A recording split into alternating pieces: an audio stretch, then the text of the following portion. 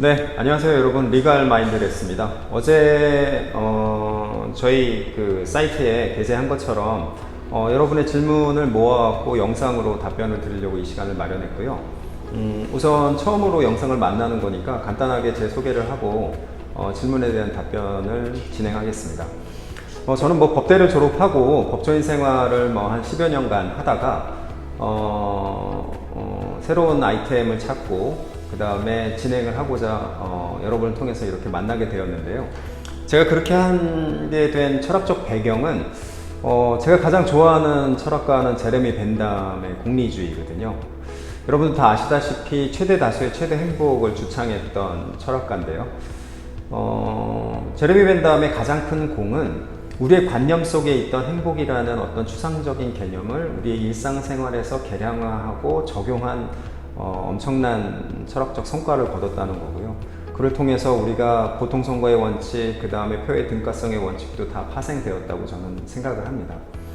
이 말씀을 드리는 이유는 제가 법조인 생활을 해보았을 때 느꼈던 행복 지수와 그 다음에 제가 지금 계획하고 또 여러분과 이렇게 만나고 있는 행복 지수의 차이가 좀 있다고 생각이 되어서 그렇게 진행을 한 거고요. 이 사이트 뿐만 아니라 또 내년에 진행하는 새로운 채널을 통해서 여러분께 다양한 모습으로 다가갈 수 있도록 그렇게 하겠습니다. 그럼 우선 그 질문에 대한 답변을 하나씩 해보도록 할게요. 첫 번째, 그 강남 오르비의 공짜 책을 훔친 엄준식님, 검사가 되기 위해 지장을 받지 않을 마지노선 대학은 어디일까요? 이런 질문 주셨는데요. 사실 이제 사법연수원을 이제 사법고시를 합격해서 사법연수원을 수료하고 검사가 되었을 때 이제 저때의 방식을 기준으로 하면 사실 합격해서 연수원을 들어가서 연수원에서는 성적으로 일원화해서 그 성적대로 지원이 됩니다. 보통 저희가 이제 저 다닐 때가 1000명 선발시대였는데요. 연수생 1000명이라고 기준으로 봤을 때 보통 판사 150명, 그 다음에 검사 150명, 그 다음에 대형 로펌 150명, 요 정도고요. 나머지는 기타 공무원 아니면 개인이 원하는 변호사 이렇게 진출을 하죠. 근데 이제 정책이 바뀌어서 로스쿨로 법조인을 일원화해서 선발하기 때문에 로스쿨 체제로 바뀌었고요. 로스쿨 체제에서는 획일화된 성적 기준이 없기 때문에 각 학교별 편차도 있고 그 다음에 변시 성적을 일원화하기도 좀 어려워서요. 각 직업별로 별도의 선발 절차를 거칩니다. 그래서 각 대학 로스쿨에서 변호사 시험을 합격한 자원들을 대상으로 해서 검찰에서 별도로 시험을 보는 걸로 진행을 하죠. 그래서 법무부에 있는 법조인력과에서 총괄을 하고 제가 알기로는 아무튼 3가지 역량 분야로 시험을 봐서 필기시험, 그 다음에 면접시험 이렇게 해서 진행을 해서 하는 거죠. 그렇기 때문에 마지노선 대학이라는 건 의미가 없고요. 대학이라는 것이 선발할 때 있어서 어떤 고려 요소가 되지는 않기 때문에 검사가 됨에 있어서 여러분의 출신 대학이 장애가 되지는 않는다고 말씀드릴 수 있어요. 자, 두 번째는 리틀 어피치님, 롤 하다 욕 먹으면 고소하시나요? 이렇게 재밌는 질문 주셨는데요. 제가 사실 롤이 뭔지를 몰라서 저희 리갈 마인드 랩스에 있는 다른 선생님께 여쭤봤는데요. 사실 이제 롤해서 이제 고소를 하는 절차는 정보통신망법에 따라서 명예훼손 절차가 별도로 있는데요. 저 같으면 고소는 하지 않겠습니다. 그건 여러분의 재량이니까요. 근데 제가 말씀드리고 싶은 건 고소 고발이 없는 사회가 아름다운 사회라고 할 수 있겠죠.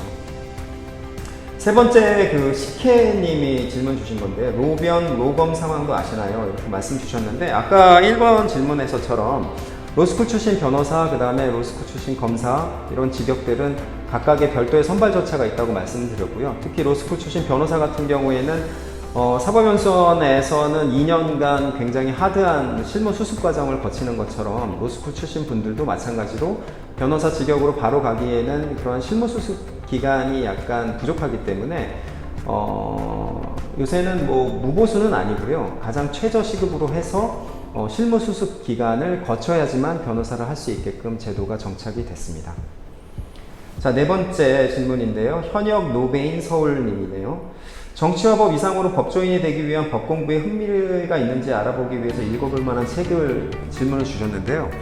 제가 가장 감명 깊게 읽은 책 중에 하나가 저희 모교의 서울법대 양창수 민법 교수님이 있는데요. 그분이 추천했던 책인데요. 민법 입문이라는 책이 있습니다.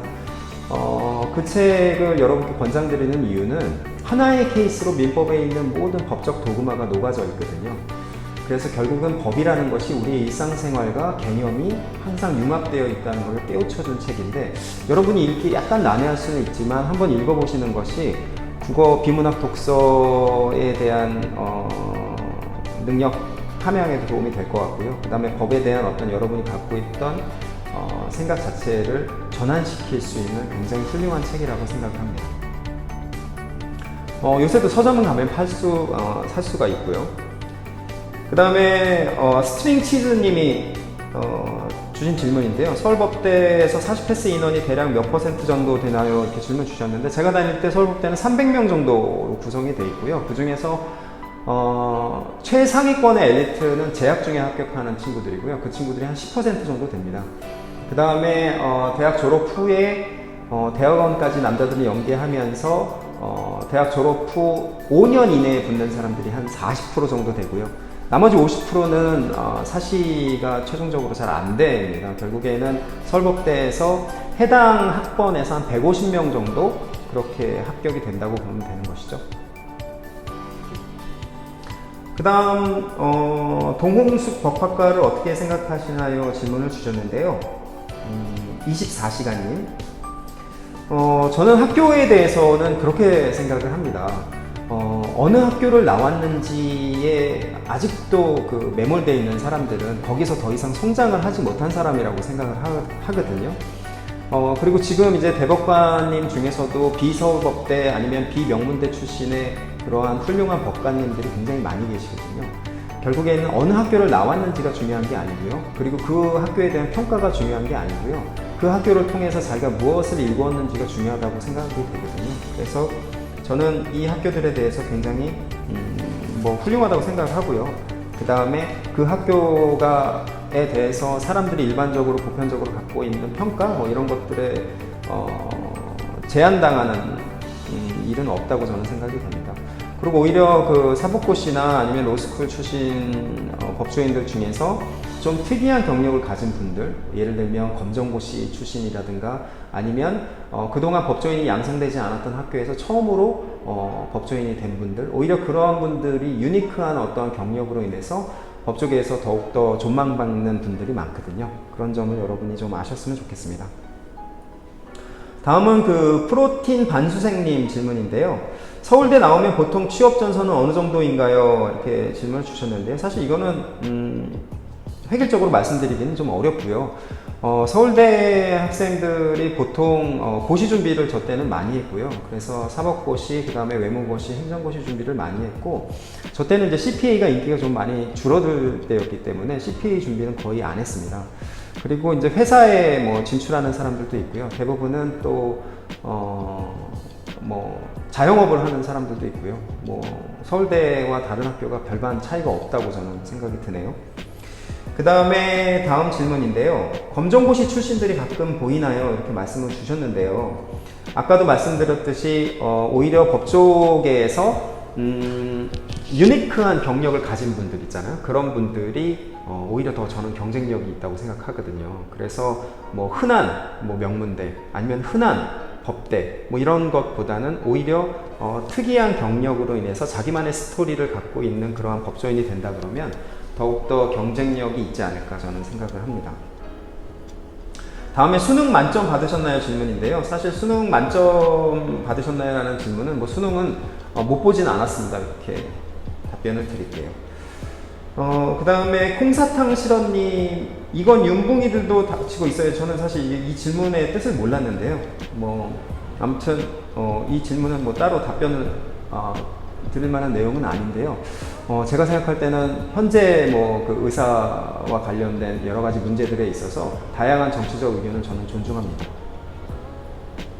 그 다음에 클라우드 속 상상의 의자님의 질문인데요. 40대는 대형 로펌 같은데 어떻게 들어갔나요? 이렇게 질문 주셨는데요.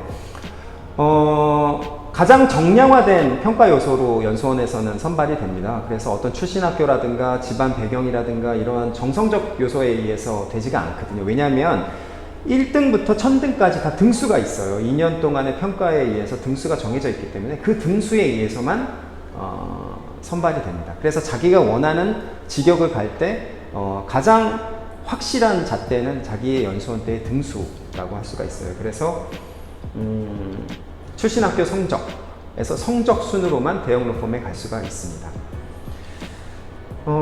연수원에서 애초 변호사를 노리고 공부를 적게 하는 사람도 많나요? 이런 질문을 주셨는데 이거는 약간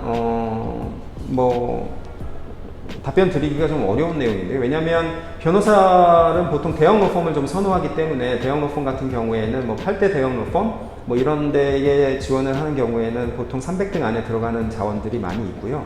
기타 자기가 어떠한 경력과 어떠한 자기의 기타 지금까지 어떤 인생 스토리를 바탕으로 해서 변호사를 하시는 분들도 있거든요. 저희 기수에도 의사 출신, 기자 출신, 공무원 출신 이런 분들이 다양하게 들어왔기 때문에 각자의 삶의 어떠한 기반을 바탕으로 해서 변호사를 하시는 분들도 있고 이런 분들은 성적에 매몰돼서 공부를 하는 건 아니지만 자기가 진짜 법조 실무에서 변호사로서 어떤 역량을 구비하기 위해서 연수원에서 제공하는 그러한 커리를 다 수용하고 또 자기 걸로 만들기 위한 과정이 이렇게 녹록하진 않거든요. 그래서 성적과 관련 없이 아무튼 다들 열심히 공부를 해야죠. 그 다음 망고맛 마카롱님 질문인데요. 아동 가정학과나 의료학과 같은 학과에서도 변호사 하는 경우가 있나요? 이렇게 질문을 주셨는데요. 직접적으로 제가 경험을 해본 건 아니고요. 과와 대학은 아무튼 법조인이 됨에 있어서 아무런 영향을 미치지 않는다는 점을 다시 한번 말씀드립니다. 비서울대 대학들의 입지가 암담하다는 질문을 오후후님이 주셨는데요. 제가 볼 땐 절대 그렇지 않고요. 지금 대법관님 중에서도 한양대 법대 나오신 분이 계시고 그 다음에 법조계에서 굉장히 존경받는 분들 중에 오히려 서울대 아닌 분들이 훨씬 많죠. 그래서 학교에 의해서 어떠한 선입견이 생성되고 그 다음에 그거에 의해서 평가되고 그러한 것은 아니라고 저는 확실히 말씀드릴 수 있어요. 검사나 판사가 되고 싶다면 재수를 해서라도 스카이에 들어가는 것이 좋다고 보시나요? 저는 그렇게 생각하지 않습니다. 로스쿨을 입학을 해서 변호사 시험을 합격하는 것이 법조인이 되기 위한 자격 요건이잖아요. 그 자격 요건을 구비하는 것은 필수적이고요. 그 이후에 자기가 원하는 직업, 검사, 판사, 변호사가 되기 위해서 각 분야에서 별도의 시험을 치르기 때문에요. 그 시험에 대비를 하면 되는 것이지, 그것과 무관한 학교라는 요건 이런 것들을 위해서 자기의 어떤 시간을 투자하는 것도 기회비용의 상실이라고 저는 생각이 됩니다. 자, 문이과 논쟁 보고 있으면 어떤 느낌이냐는 질문을 확통장인님이 주셨는데요. 아이폰을 만드는 거는 테크니션들이 하죠. 그렇지만 아이폰과 관련된 소송이 훨씬 더 많은 비용을 지출하게 되잖아요. 그러한 소송을 담당하는 것은 문과 출신이고요. 또 아이폰의 어떤 역사라든가 스토리를 만들어내는 사람들도 역시 문과 출신이죠. 그래서 각각 사회에서 쓰임받는 역할이 있기 때문에요. 그러한 논쟁은 사실 무의미하다고 생각이 됩니다. 시포님이 질문을 주셨는데요. 2021학년들 수능을 치는 시험에서 설법 정도의 점수가 나오신다면 똑같이 서울대 학부 로스쿨 테크를 타셨을 건가요? 라는 질문을 주셨는데요. 인생이 다시 주어진다면 저는 지금까지는 아까도 말씀드렸듯이 법조계에서의 생활을 해봤기 때문에 오히려 다른 길을 택하는 게 인생의 어떤 풍부함을 위해서 더 낫지 않을까 생각이 되네요. 그 다음 질문인데요. 결정 영역 9등급님 질문인데요. 질문 내용이 좀 길어서 간단하게 말씀을 드리면 정독과 속독에 대해서 좀 말씀을 주셨어요. 이 부분은 제가 판서를 하면서 좀 말씀을 드릴게요. 제가 생각할 때 여러 학생들이 느끼는 것 중에 하나가 이 속독이라는 것에 대해서 잘못 판단하신다는 느낌을 되게 많이 받았거든요. 여러분은 속독이라는 것이 별도의 기술과 능력이라고 생각을 하지만 저는 절대 그렇게 생각을 하지 않습니다. 속독이라는 것은 반드시 정독이 선행되어야 속독으로 업그레이드가 될 수 있는 거거든요. 속독이라는 것이 단순히 어떠한 물리적인 해석 자체의 속도를 빨리 하는 능력이라고 생각하면 안 돼요, 여러분. 글을 읽잖아요. 글이라는 게 있을 때 글을 쌓아놓고 분석하는 사람이 있는 반면에 글을 점점 줄여가면서 독해하는 방식이 있거든요. 후자의 방식이 바로 정독입니다.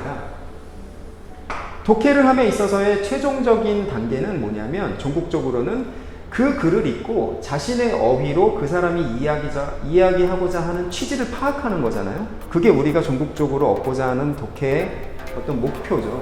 그렇기 때문에 정독을 하는 습관이 확실히 확고하게 굳어졌을 때 이를 통해서 속독으로 발전되는 것이지, 이것이 단절된 상태에서 속독만의 기술이 별도로 있지 않다고 저는 생각을 합니다. 그래서 여러분이 주위에서 흔히 보는 글을 빨리 읽는 친구들, 그런 친구들은 전자의 과정을 다 이미 겪은 것이죠. 이를 통해서 속독으로 업그레이드가 됐을 뿐이지 전자가 없는 상태에서 갑자기 속독이 튀어나오지는 않죠. 이는 고시 생활을 통해서도 확인을 할 수 있는데요. 사법고시는 공부량이 절대적으로 굉장히 많기 때문에 속독이 필요하다 이렇게 잘못 파악하고 있는 친구들이 있는데 대부분 다 사실에서 실패합니다.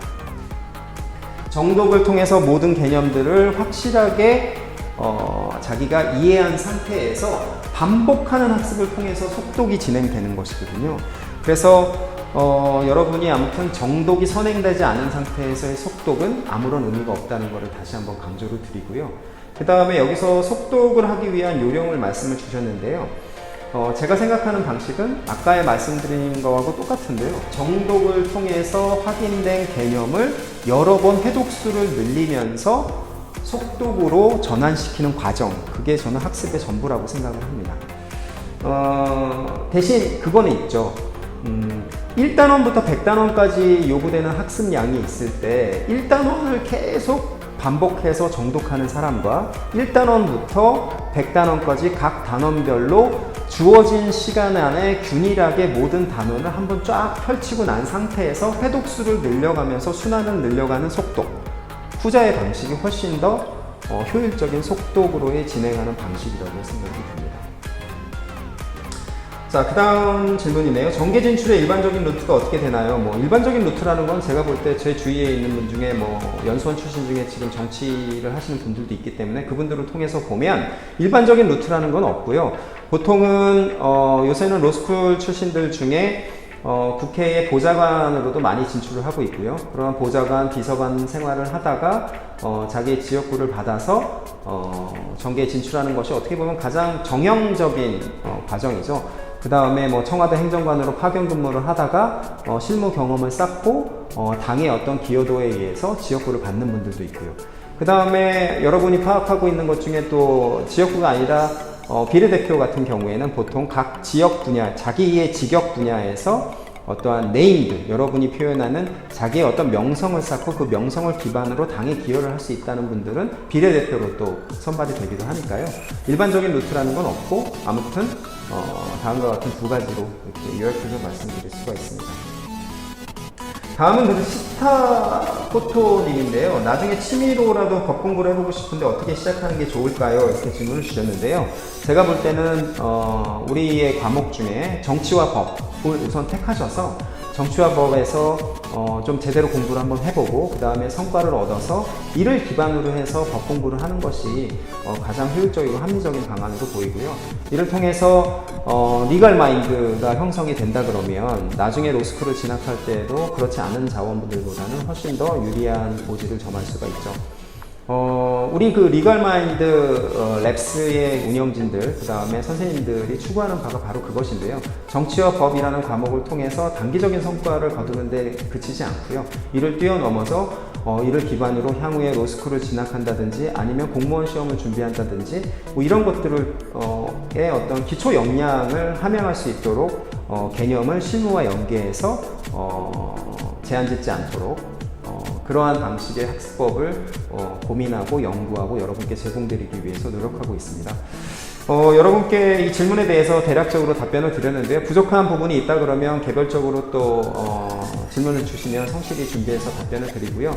저희 리걸 마인드 랩스는 방송 초에 말씀을 드렸듯이 여러분께 실무와 관련된 개념으로 해서 융합적인 어떠한 학습을 추구하고 있고요.